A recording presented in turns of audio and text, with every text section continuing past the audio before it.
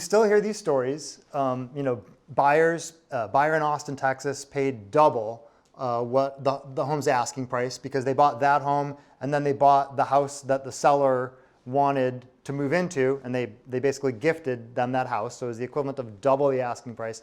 There was a story in the news a couple weeks ago about a home in suburban Washington, D.C. that sold for $1 million over asking price. They were asking $4 million. The selling price was $5 million, so it was a 25% premium. So have some buyers lost their mind? Thad, I'll let you answer that one. First of all, I don't think so at all. And I think that it was ridiculous when they saw that report that somebody paid a 25% premium. How do you know the home wasn't underpriced?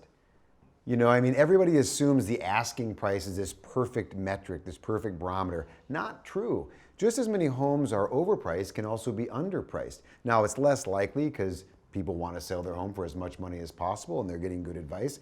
But there are a lot of underpriced homes. Also, when you had limited, scarce items. We've never seen art trade for the prices that we're seeing today.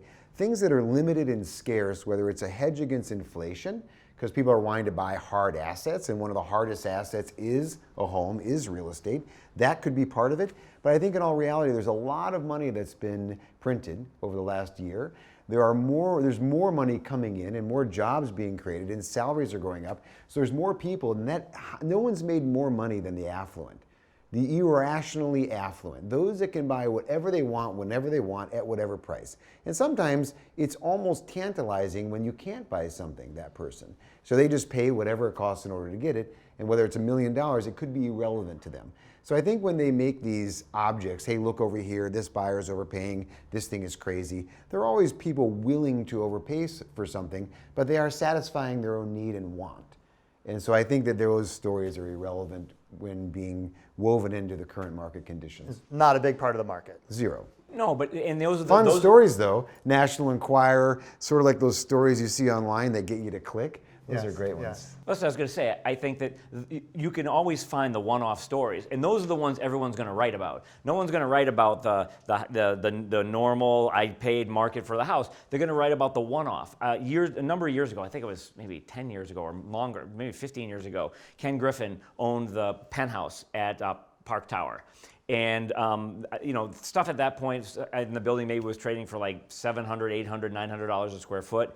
And he bought the floor below him for, it was like $1,500 or $1,700 a square foot. It was like a huge record price. Well, guess what? A, he was the guy who could afford it. B, there was nothing else for him to buy, because he couldn't go 2 floors below and buy it. Otherwise, he couldn't connect it with the unit that he lived in. So he was the one buyer. That was a big story, huge record. Did that change the pricing dynamics in Chicago at all? No, not at all. It was a one-off sale, got plenty of press, but it's a one-off sale. You're going to hear the one-off stories, but they aren't indicative of the market as a whole. Yes, there are markets where people are paying over asking.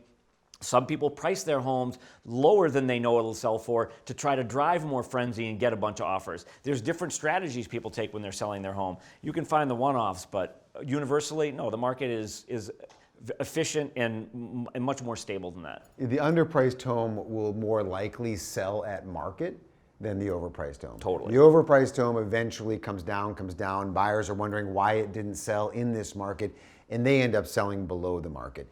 There is a strong argument for pricing your home at just below market to get people to see value and then create that desirability. And once you have that desirability and you have somebody on the hook, they're willing to pay more. Willing to pay more, just like Ken Griffin and this other affluent buyer, because at the end of the day, I bet you that those buyers were happy. Whether they overpaid or not, they got what they wanted. And sometimes it's more important to get what you want than the price you paid for it.